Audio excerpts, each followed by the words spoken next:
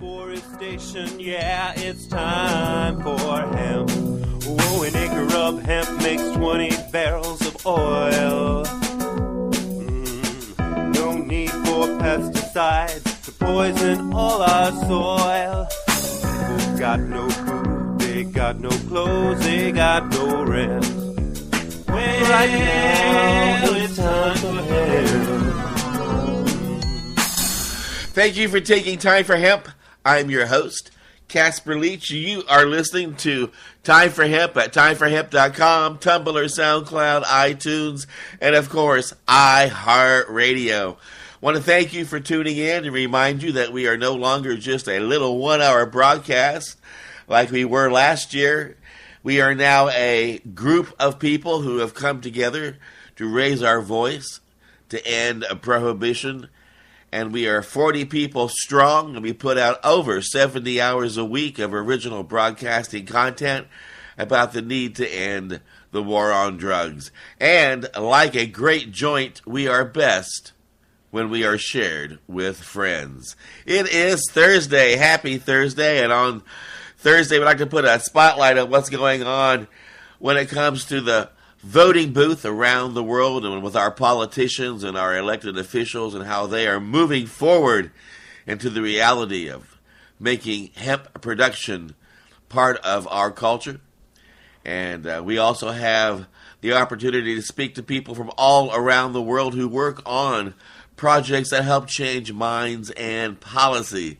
And one of those people is Chris Bennett from Canada. I like to say Canada, but from Canada. Chris and I have been friends for a long time. Chris is one of the reasons why Time for Hemp was first heard in Canada back in 1990. Yeah, 91, when Chris got a copy of Time for Hemp and began playing it there up in Canada. Chris, thank you for being part of our broadcast. Always a pleasure. Always a pleasure, Casper. And you got some new projects going. Why don't you let our audience know what you've been up to? Oh, I've been up to all sorts of different things. I guess I've been making a lot of videos lately. People can check out on YouTube, kind of documentary-style films in which I interview a number of academics. And one of them, the more popular ones, is this one, Cannabosum, the hidden story of cannabis in the Old Testament, that has people like Professor Carl Ruck and Dr. Ethan Russo talking about the potential identification of the Hebrew cannabosum with cannabis throughout the Old Testament texts, as well as people like Dr. David Hillman and Dr. Michael Aldrich and Michael Horowitz and people like that talking about cannabis in the ancient world and in related cultures. So some pretty fascinating stuff there. I just posted a great interview with Michael Horowitz, and he's talking about the history of cannabis from the 19th century to present, and discusses things like Aleister Crowley's views on hashish for meditation, and Allen Ginsberg in India, and Le Club des Hashishines, a fascinating Parisian group from around in the 1840s that included such luminary writers as Victor Hugo, Alexandre Dumas, Théophile Gautier, Gerard de Nerval, Balzac, and others, whose books are still read today, a century and a half later. So a very influential group of 19th century hash heads. And Timothy Leary's Fifth Circuit, the Pleasure Circuit, which Leary felt could be opened by the use of cannabis or via tantric sex, or even better, the combination of both. So, yeah, some pretty interesting stuff there. And I've also had Dr. Michael Aldrich on there, and he's talked about, the fascinating role of cannabis in ancient Scythia, in India, in Africa, in China, and the discovery of a ancient Soma temple in the Karakum Desert out of Afghanistan. What are you finding out? You're talking about, that's quickly, what it covers, but this really sounds interesting. First of all, I'm thinking you're talking about covering the topic of cannabis in the Bible. And I know when anybody goes looking for anything in the Bible, usually the Bible hardly mentions whatever it is you're trying to find. Yeah. Well, that's a fair thing. What this is there's this Hebrew term, cannabosum, and it has generally been translated as calamus in modern Bibles. And in the 1930s, this etymologist, Sula Bennett, took a look at this Hebrew word, cannabosum, and tracing our modern term cannabis back through history and identifying this term cannabosum as cannabis, as well as taking a look at the surrounding areas and their terms for cannabis, like the nearby Assyrians, who played a deep influence on the Old Testament, Kanabu. And in the Assyrian references, it was used in the identical way as this Hebrew term, cannabosum. It was used as an incense for temple worship in both cases, and it was used to anoint the body of the high priest before he went into the smoke-filled inner temple of the tent of the meeting. In the Assyrian references specifically, it said this was used to open one's ear to God. So this was the vehicle of communication to the divine. And these references, there's 5 of these references in the Old Testament, and the term is canna or cannabosum in some cases. And when you take a look at them in the context of the biblical storyline, they tell this fascinating story of a rise of a religion through the shamanic use of a psychoactive plant. And then when it becomes like the size of a state, there was no need for shamanism anymore. What they wanted was rules and control and how much you were supposed to pay the temple and the suppression of that same plant that gave rise to the religion in the first place. So it's a really fascinating story. And, like as Dr. Ethan Russo points out, it's backed up by finds of cannabis in the Holy Land in Bet Shemesh near Jerusalem. And, these other Assyrian and Babylonian references. So he's quite convinced that this is a reference to cannabis. He's one of the top cannabinoid experts in the world. And Professor Carl Ruck is quite convinced that this is a reference to cannabis. And he's a well-known professor from Boston University and a linguist, so he knows his way around tracing words in language and stuff. So this is like a real revelation. It's like it causes a totally new outlook on the Bible. You know what I mean? Like when you put cannabis into the tent of the meeting with Moses, and he's speaking to the Lord in a pillar of smoke, and he anoints himself with this very potent cannabis-infused holy oil, with about 6 to 9 pounds of cannabis, depending on the interpretation of the weight of a shekel, mixed into about 1.5 gallons of olive oil with myrrh and cinnamon. And according to Russo, the myrrh and cinnamon may have actually increased blood flow to the skin, making it more absorbable into the body. And then he places some of this same oil, kind of like the modern situation with the hash oil and people dabbing, on the altar of incense and burns it on the altar of incense, and he speaks to the Lord in the pillar of smoke over the altar of incense. So when you throw cannabis into that tent of the meeting with Moses, was he in there talking to some sort of discarnate God, as is the common belief of Christianity and Judaism? Or was he like a shaman, like we find still today in South America or Africa, who ingests a psychoactive plant and interprets that sort of event, the experience from that psychoactive plant, as some sort of reality, either possession by the Spirit of the Lord in this case, or at least a communication, a vehicle of communication, as he's talking to him in the pillar of smoke. And that's the only vehicle of communication that exists in the area. So it really causes a really interesting outlook on the development of the Bible, and this isn't only true of the Bible. I'm discussing cannabis in these other documentaries that I mentioned, and even in the one Cannabosum, and a variety of other religions in a similar context. And so this is like the plant-based shamanic origins of religion, and cannabis then, as now, played a very, very, very powerful role in society and its influences. Well, I know I've had Christians in the past actually say straight up to me, when I talk to them about medical marijuana and hemp fibers and fuel, they'll say, I would rather not hear that. It just rattles my faith. So you'd rather not know the truth? I would say the roots of prohibition are Christians versus the devil's weed. And in the book of Revelation, there's these references to sorcery. And when you go back to the ancient Greek word for sorcery, it's pharmakia, and it refers to the plant-based use of psychoactive plants in rituals, in magic and stuff. And this was highly prohibited by the Roman Catholic Church. You know what I mean? This is what led to the burning of witches in the Dark Ages, the same sort of ideology about plant-based shamanism. So, like that's the roots of prohibition. Nonetheless, like early Christianity, I would argue amongst Gnostic Christians that there's a plethora of evidence indicating the use of the same psychoactive holy anointing oils and incenses referred to in the Old Testament references, as well as other potential identification of other substances. So this is the Gnostic Christians, which were around for the first few centuries AD and were suppressed by the Roman Catholic Church, which was a state religion, and the state had basically adopted the religion of the people rebelling against them in order to turn it all around back on them and use it as a means of control, and changed it into what became the Bible.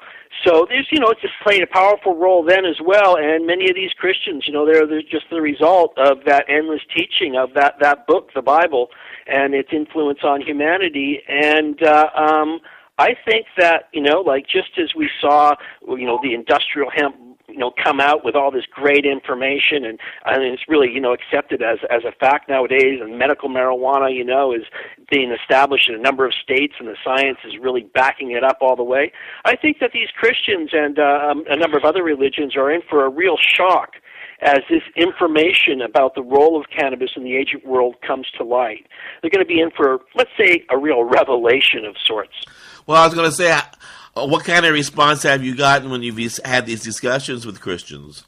Well, I've had some Christian sites, attack my work and try to pick it apart. And, it's funny because one of the guys that went to the greatest length to pick apart my information actually turned me on to new references that actually strengthen my material in his mind, because it would weaken it. He referred to canna being edible, and we know the Hebrews ate cannabis seeds under the name Sahadanaj from Rabbi Emmanuel Lowe's Diflora Derjuden, the flowers of the Jews.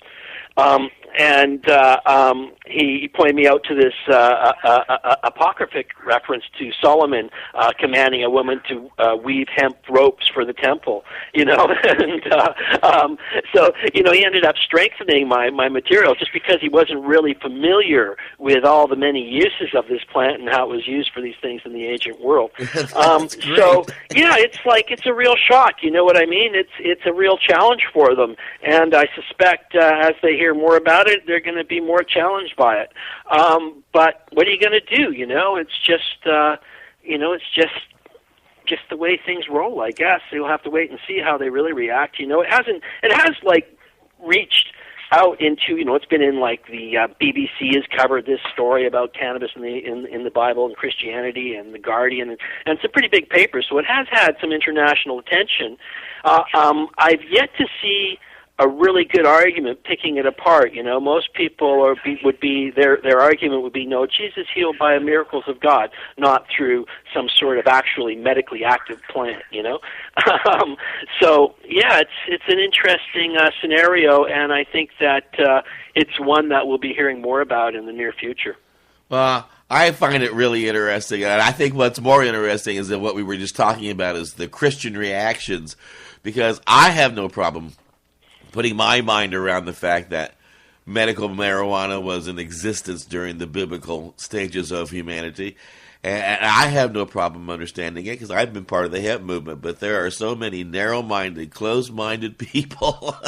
Yeah. Well, fundamental religion today, I hope I'm not offending anybody out there, and I probably might offend some out there, but I think these Abrahamic religions, whether it be the Torah, the Bible, or the Quran, are humanity's greatest stumbling block. And, right now, with what's playing out in the Middle East, it's like such a potential time bomb because of the inner teachings of some of the religions and the ostracization of other religions and other peoples that they teach in their cores, So I think that we really need to take a deep look at these religions and how they originated, and I think this information about the plant-based shamanic origins of the Bible particularly is as much a threat to fundamental religion as Darwin's theory of evolution was to the myths of creation in Genesis, in that what they reveal is the plant-based shamanic origins of these religions themselves something that they have continually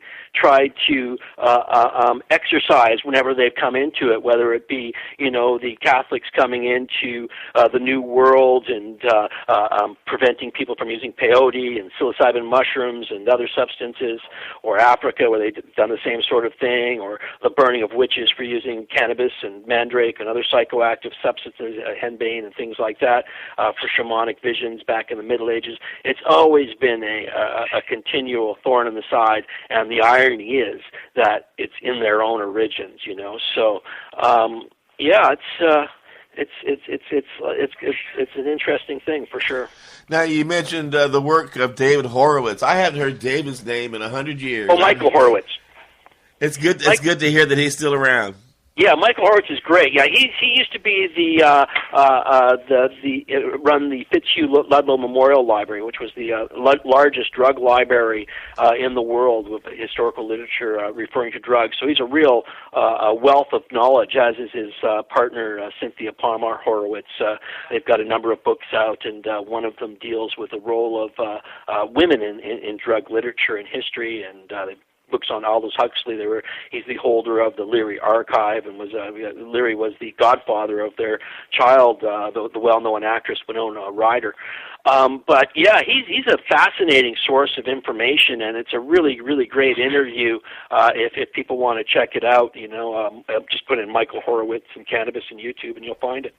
I would hope that he is aware of the Time for Hemp interview with Timothy Leary that was done on a long time ago. It's up on the YouTube channel and was done on video. And if he's not aware of it, please make him aware of it. Yeah, well, you really should have him on the show. He's very knowledgeable about the history of cannabis and other substances as well. So you should really have him on the show sometime to talk to him, as well as his wife, because they're both elders of the psychedelic and cannabis reform movements, and we should respect our elders, especially when there's such wealths of knowledge as those two people. I agree, now that I'm an elder. There you go. Yeah, no, I hear you, 52. So I guess I'm getting into that category myself. I'm going kicking and screaming. Another fascinating guy is Dr. Michael Aldrich, who, I think Horowitz and Aldrich together wrote the cannabis chapter for the High Times Encyclopedia, which was a really well put together chapter on information. And Aldrich, he wrote the first PhD thesis on cannabis in 1965 or something like that, cannabis history. So he's just a fascinating guy, and in the interview I did with him, he just really, he goes into things like how, Western culture was traditionally a booze culture, and then India is traditionally like a cannabis culture, and compares the history and evolvement of the two substances and the two culture in a comparison, and it's really, really fascinating. He gave a talk on that at a conference I put on here in Vancouver, Cannabis Roots, The Hidden History of Marijuana, which had a number of speakers speaking on similar subjects. Well, one thing we got to do here is pay our bills, so we're going to take a commercial break, and then we're going to listen to a groovy song by Muck Sticky called One Day at a Time, and then we're going to come back and pick up where we left off here at Time for Hemp.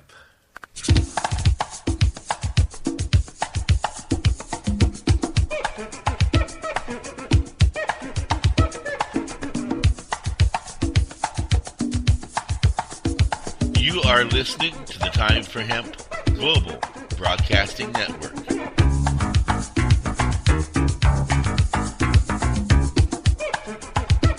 Please share us with your friends.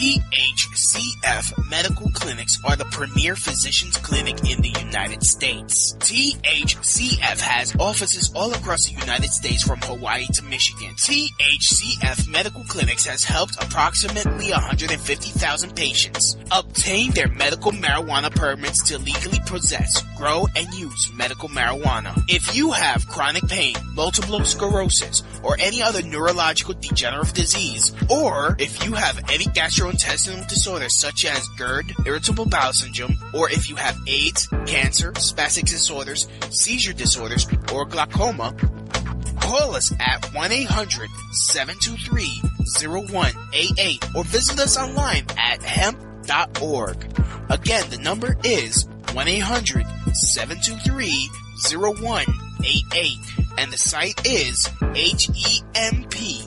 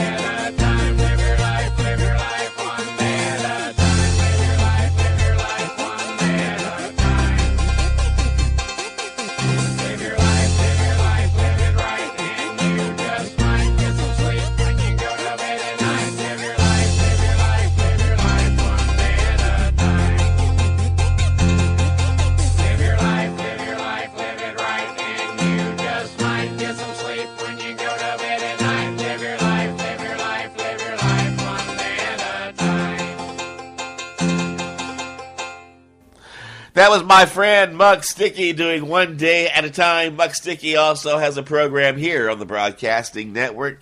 You can check his bio page and learn more about him. He's also got 10 CDs out, and he does concert tours around the United States and some parts of Europe. So make it a point to go to mucksticky.com, find his music, download it, and let him know that you heard about him here on Time for Hemp. It is Thursday, and we're looking at ways to expand our thinking and to help people around us become more open-minded to the truth. And one of the ways that you can help open a mind to the truth is to point to the past. And sometimes it does help when you sit there and talk to your mom and dad and say, well, you know, Grandma and Grandpa did it, and great-great-grandma and Grandpa did it, and great-great-great-great-great-great-great-grandma. And so you have your head up your butt until you start learning to use it. And they go, oh, well, maybe if great-great-great-grandma used it, maybe I should look at it a second time. And so our history to the plant is very significant. And I know that's one of the many topics that you delve into when you're embracing your research. And I know you've come up with a lot of people around you who've done the same thing, and you and your friends have probably found some very interesting facts that our audience would go, really? I didn't know that. Yeah, well, it is like like a lot of big players in history that have been involved with cannabis. A few years back, I interviewed a couple of South African professors, Professor Francis Thackeray from the Transvaal Museum in South Africa, and Dr. I'm trying to think of the other guy's name. But I can't remember his name offhand, but they had, based on a theory from one of Shakespeare's sonnets, had this idea that Shakespeare had been a cannabis user, and they managed to obtain from the Shakespeare Trust in Avalon some pipes that were found on Shakespeare's property dating back to that era.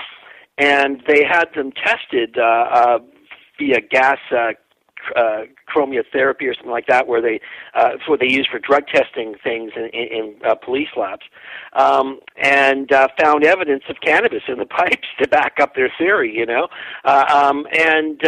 another figure that is well known to have been involved with cannabis is the French writer, monk and bachelor of medicine, Francois Rabelais. And Rabelais wrote coded references to cannabis, which can identify it by its botanical descriptions, in his book Pantagruel, which made a mockery of church and state. And these chapters were banned for some centuries by the Catholic Church, although in many later editions now contain them.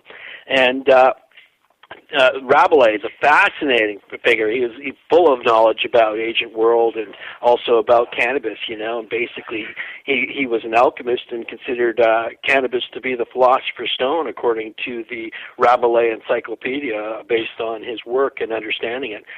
Another fascinating figure. This whole hashish club, we're talking about writers like Victor Hugo, Alexandre Dumas, whose books and film, are made into films today. Things like The Three Musketeers and The Count of Monte Cristo and other well-known books and movies and stuff. They were all members of this hashish club that would gather monthly at the Hotel Ledune in France and partake of cannabis hashish preparations in a green paste, a very potent extract that put somebody in kind of a comatose position and have them seeing visions and stuff. And they wrote about these visions and incorporated this type of information into many of their books. So another fascinating group of figures from that time period, and just so many more. You know what I mean? It's like in music. Just imagine all the people that have been influenced by cannabis in music. Horowitz, in his interview, talks about Mez Mesereau, one of the famous figures of the jazz era, and Mesereau and other jazz figures like Duke Ellington were deep lovers of cannabis and wrote about how much they liked it and how much they, resented that it was illegal and they didn't have access to it. So it's like fascinating throughout history, all the different types of people that have been involved with it. And this goes back into the ancient world.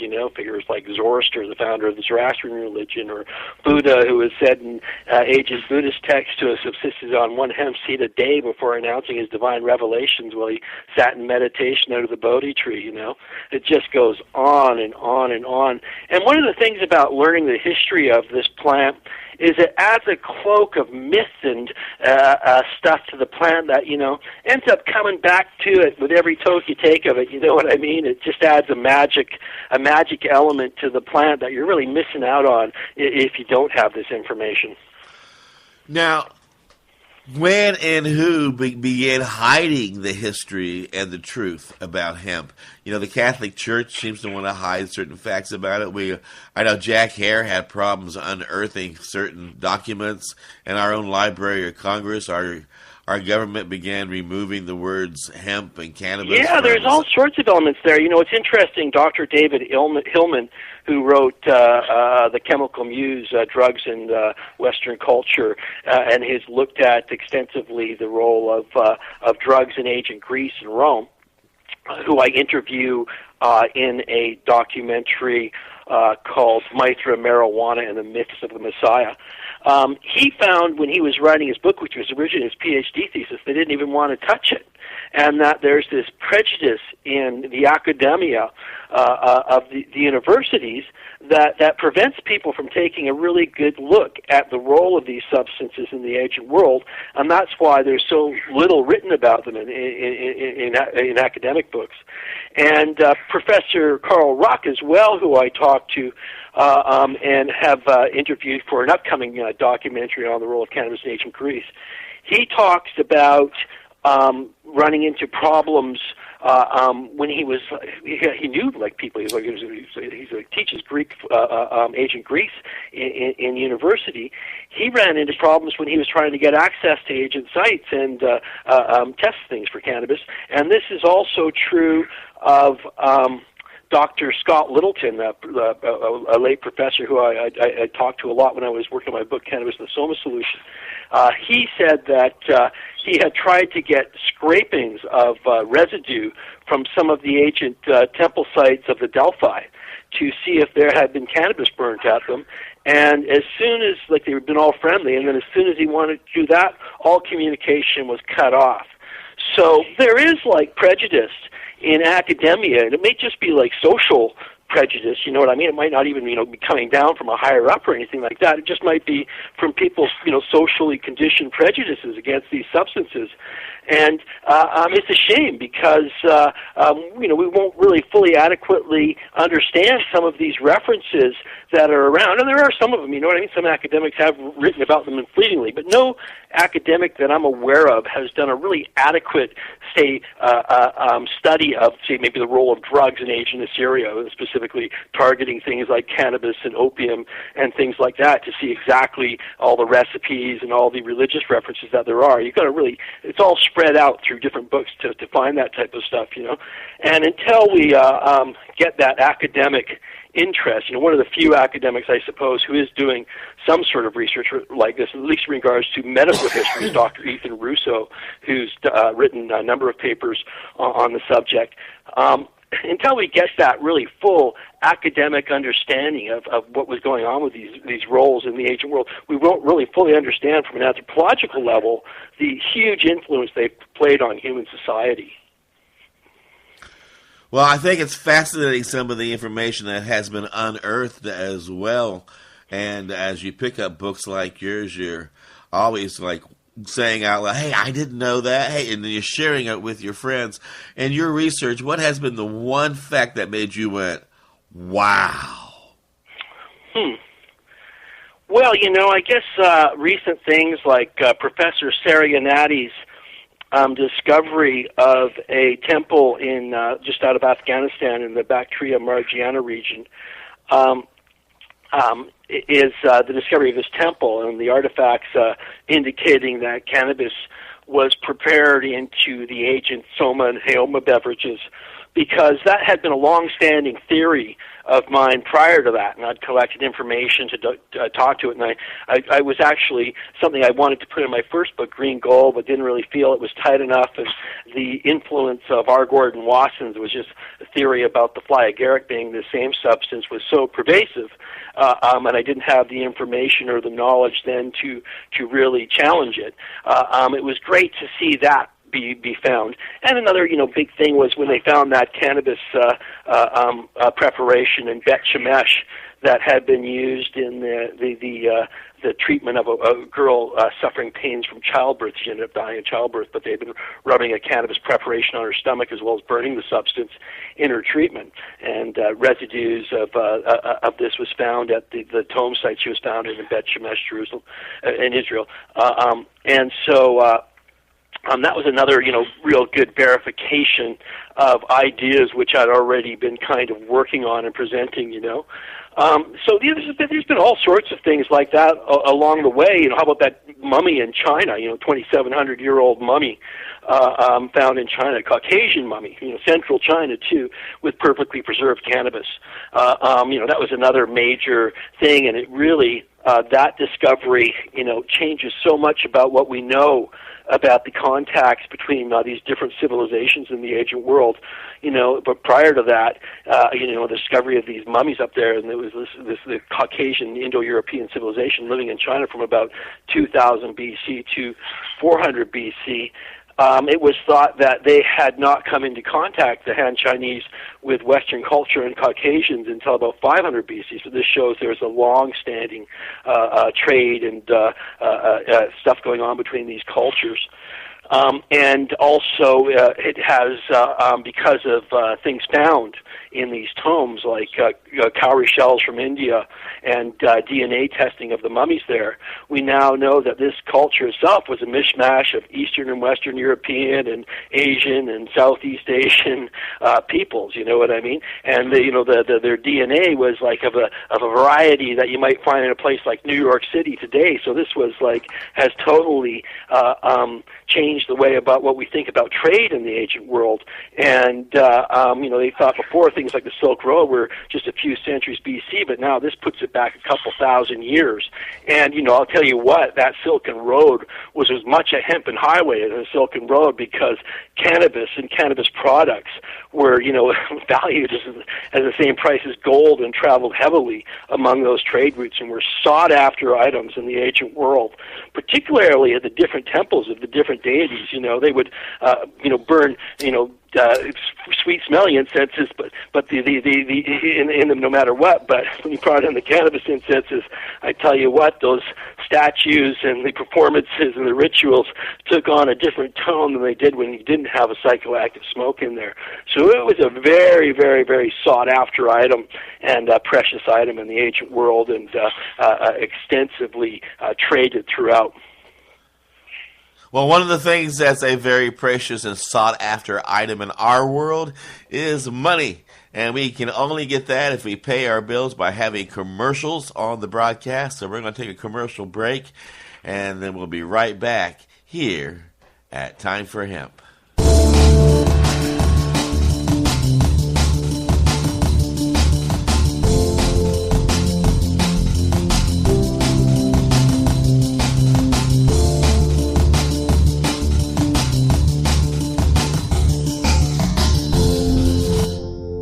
Listening to the Time for Hemp Global Broadcasting Network.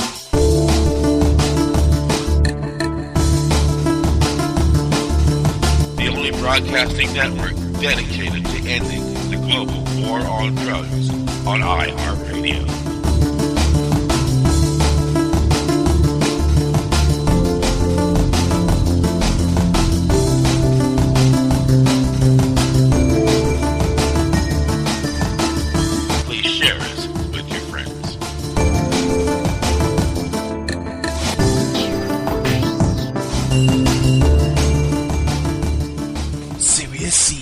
Your source for quality cannabis and sativa seeds. Serious Seeds are the creators of legendary strains like AK-47, Bubblegum, Chronic, Cali Mist, and White Russian. The AK-47 is probably the most awarded strain on the planet. The high THC content of AK-47 makes it the perfect medical strain for patients seeking quick pain relief. Cali Mist is an almost pure sativa. Female medical cannabis patients have reported that this strain helps relieve menstrual cramps. Serious Seeds just acquired another Dutch high-quality seed bank, Magus Genetics. From now on, Serious Seeds can offer you even more award-winning strains. The fine folks at Serious Seeds strive to breed the best cannabis genetics that they can find, so patients can rely on the effectiveness of their medicine. Go to SeriousSeeds.com to grow your medicine. That site again is SeriousSeeds.com.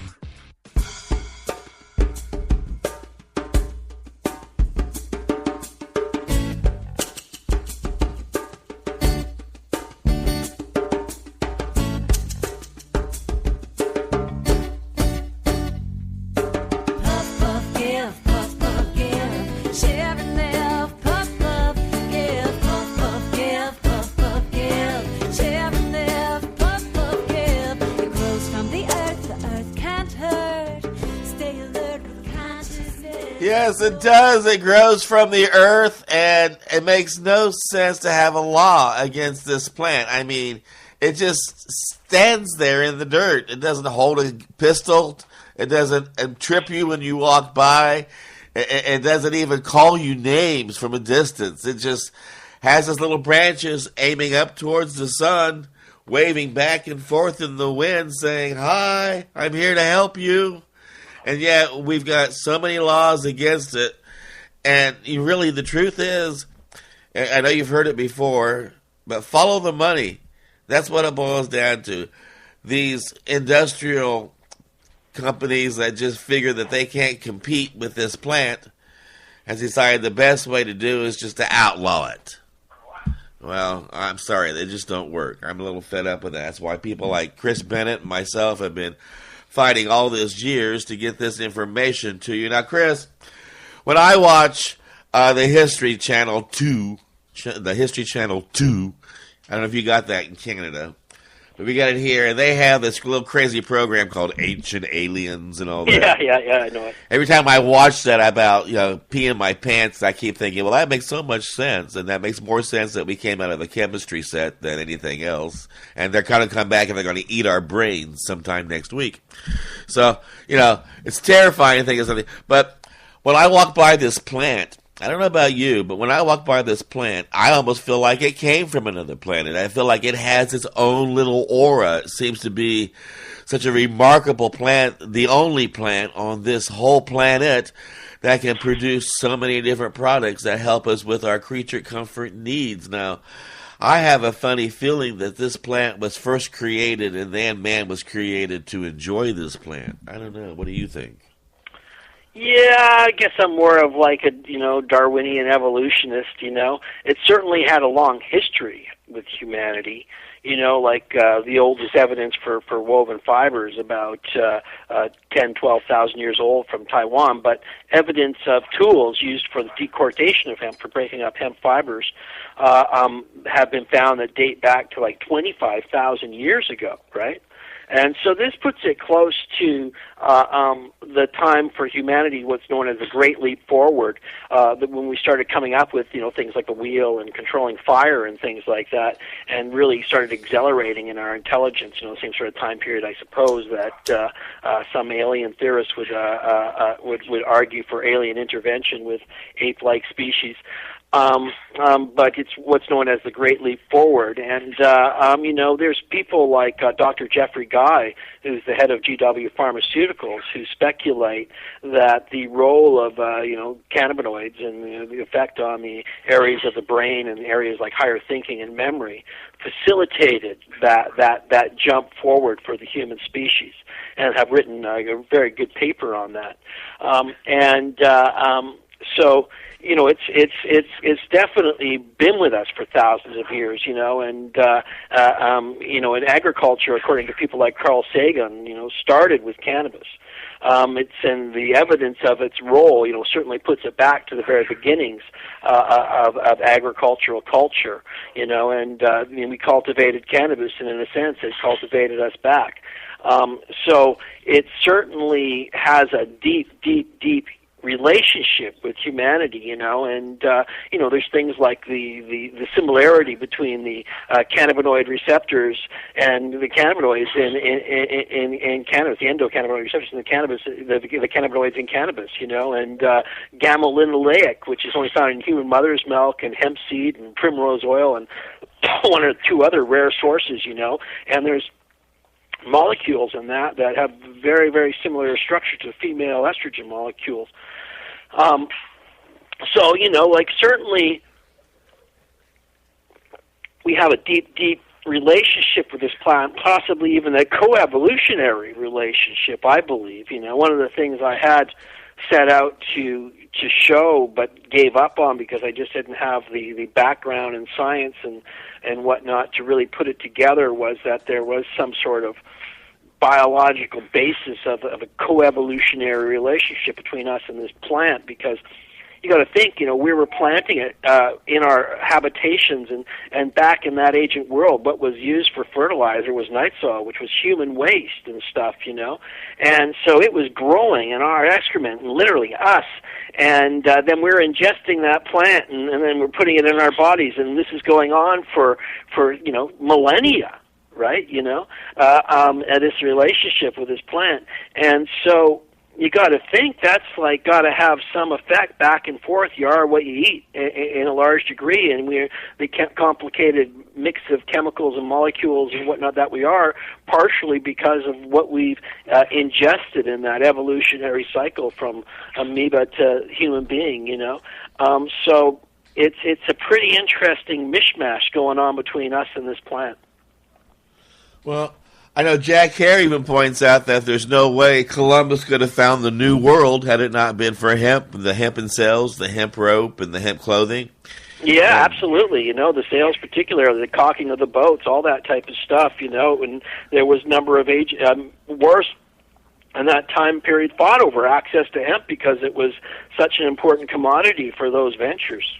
But I was pointing out that, because of hemp, we have evolved, and we have found new worlds, and we have gone to different places that we never would have gone before, and we learned how to... And paper was first, a product of hemp as well, so we were able to write it around and pass around the information, and, when I was hungry, this plant fed us with the most nutritious seed in the world, and when I was naked, this plant dressed me with great hemp fibers, it don't need all the pesticides and chemicals used in cotton, and when I was shaken from glaucoma and going blind from glaucoma and shaken from epilepsy, this plant healed me, it's like just all round. It's like, not me personally, I just mean metaphorically. Got it. But it's been with us for so long and done so much for us. It's really an incredible miracle, and I believe a paradigm shift right now, in this time period, right now.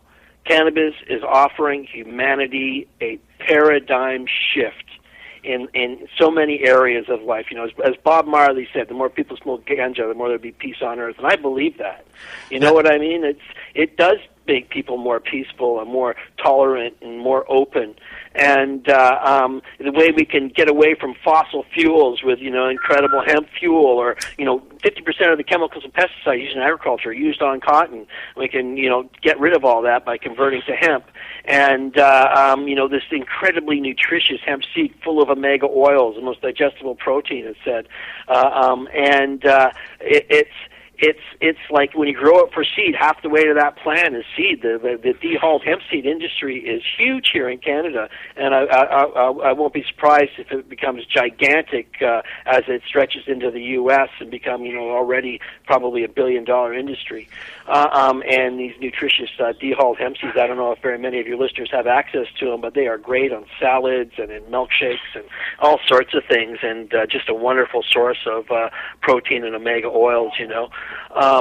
So it offers a paradigm shift, and it's like the turning point between going into that like corporate oil-sponsored world that we, are seeing in Canada and the U.S., and instead going into greener pastures and a more natural relationship with the environment and healing our planet, healing our bodies, healing our souls. Well, it will also cause a paradigm shift in when you stop arresting people, then this war on drugs comes to an end, then they have no longer a reason to do those midnight raids. There's no longer a reason to supersede your freedom.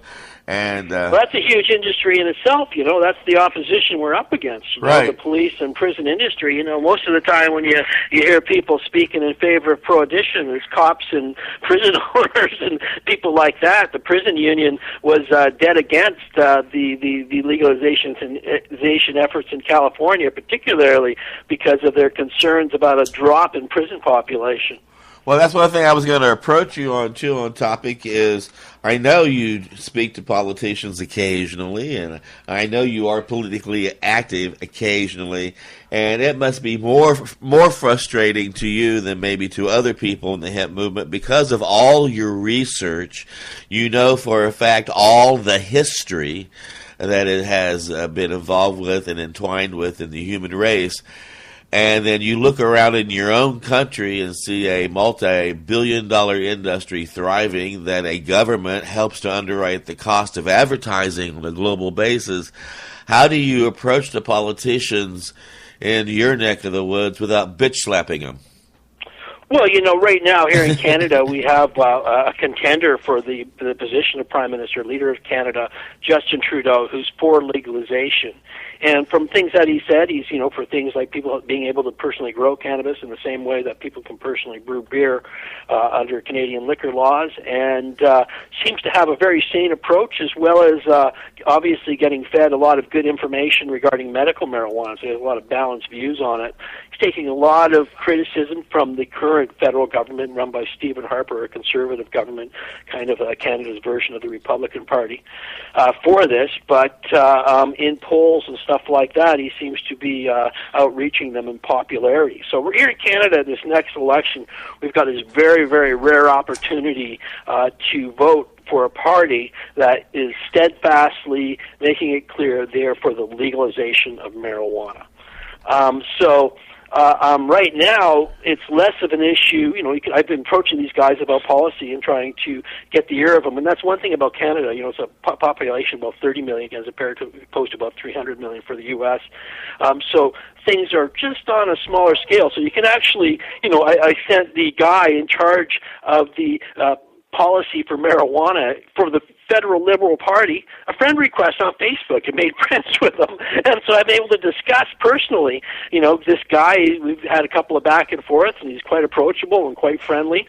And this could, have an opportunity to have the ear of the guy who sets up what may be the Canadian federal policies, the current, I think, justice critic.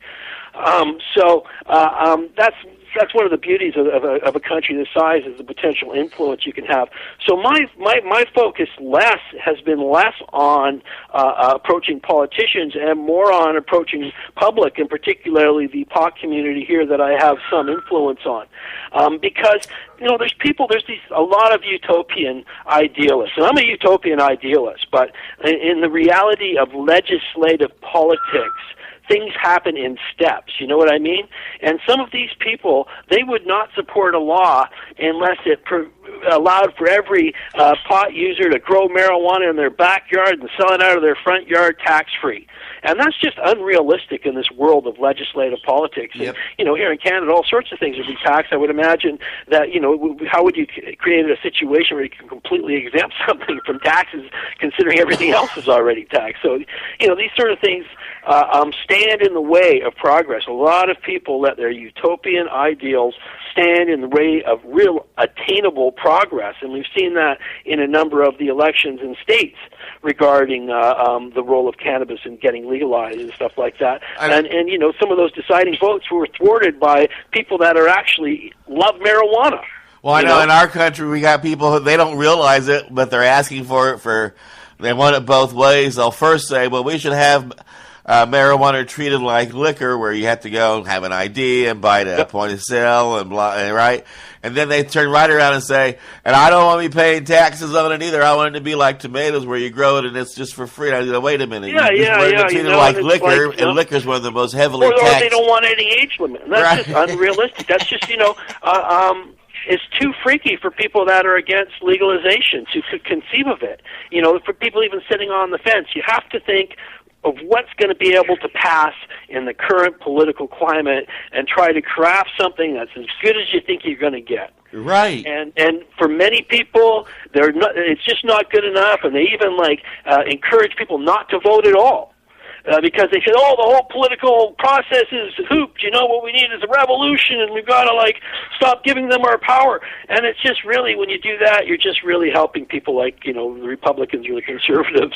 Well, yeah, because I point out to people because you're encouraging people not to vote and use what power we can in this existing system, which, as it is just pretty entrenched, and we're not just going to be able to ignore. Yeah, because I point out to people that the revolution is in the voting booth and with your vote, because as long as the Republicans and the Democrats in our country can keep you from not going to the polls to vote, then that means they have a better chance of remaining in control. It always frustrates me to find out that after every election, I'm sure it's the same in your country, you'll hear the stats to the extent as of the 100% who could vote, only 48% turned out. Yeah, no, exactly. The Conservatives took a majority government here in Canada with 24% of the vote. Right. 24% of the population is running the other 75% because they won't get out and vote. Apathy plays as much a role in any election as the votes do. And you're right. The true revelation comes with the power of the vote. There you go. Well, it's what we got. You know what I mean? You got to work with what you got and continue to fight for change on all sorts of other fronts. Well, we are down to the end of our hour. This gives you a chance to give a shout-out to your URLs, any particular events or activists you want to put a spotlight on. This is the time to do it. Yeah, check out some of my videos. I post them up on the Pot TV channel under Burning Shiva. You can find out about my writing and my books at forbiddenfruitpublishing.com, or go to Google Books and look at Cannabis and the Soma Solution, which is online. You can search through it. And welcome back, Mark Emery, my good friend from prison, that's out of the U.S. prison and back in Canada as well. I should say that out there. Yeah, he and Paul Stanford hung out together these past few days in Spain, and I know I've reached out to Mark a couple times by phone, but he's so busy that I just have to give him his space right now. For a bit. He'll slow down in a bit. But give him my love when you see him, and give Jody a hug for me. You bet. And we look forward to having you back here on the big broadcast. And remember, the next time you hear me, you'll know that it's time for hemp.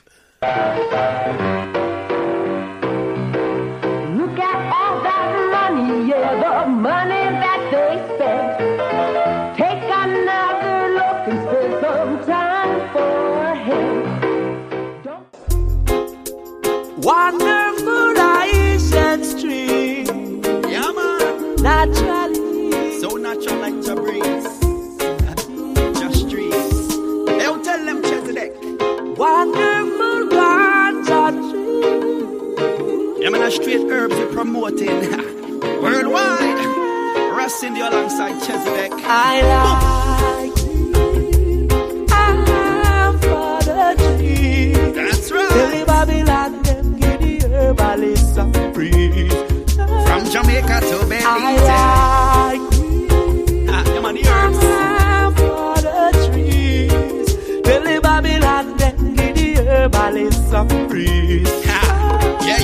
We want to be free like the birds, free like the bees, free like the fishes where you're swimming at your sea, free like your rivers and your mountain streams. I want to be free like the breeze blowing through my ganja leaves. Tell Babylon, please don't cut down with trees from Jamaica to Belize and over the West Indies and worldwide. Them a destroy the ozone layer and the sacrament for my prayer. I like it. We like it. For the trees, tell the Babylon say we give the herbalist some breeze. From Jamaica to Belize, I like trees. I'm for the weed. Blaze it, man, blaze it. Tell the Babylon them give the herbalist some breeze. Give the herbalist them some breeze. Say this a one of the herbalist tune. This a one of the ganja man song. Racing to one Chesedek, say feel like a bonus play. Make we all a drunk meditation. Tell me why them fight the herb farm. The farmer plant the herb and send him children to school and buy a car. Cannabis not do we no harm. Marijuana only keep us calm. I like it. Yeah, man, we like it. I'm for the For the tree. weed and the street. Tell the Babylon them give the herbalist some breeze. From Jamaica to Belize. I like it. I'm for the tree. That's right, Chesedek. Tell the Babylon that Free up the herbs, man. Ganja for blaze. Yeah. Tell them marijuana, yo, we like it. Babylon can't fight it. So make it grow, make it grow. Marijuana, yo, we like it. Ganja, them can't fight it. Pure high-grade smoke, we a blow. Tell them marijuana, we like it. Babylon can't fight it. So make it grow, make it grow. Oh, marijuana, we like it. Ganja, them can't fight it. Pure high-grade smoke, we a blow. I like it. I'm for the tree. some Give the breeze. herbalist and some breeze. I like trees. Billy Babylon, them give the herbalist some breeze. Feel what I'm at. Yeah, man, Chezzy.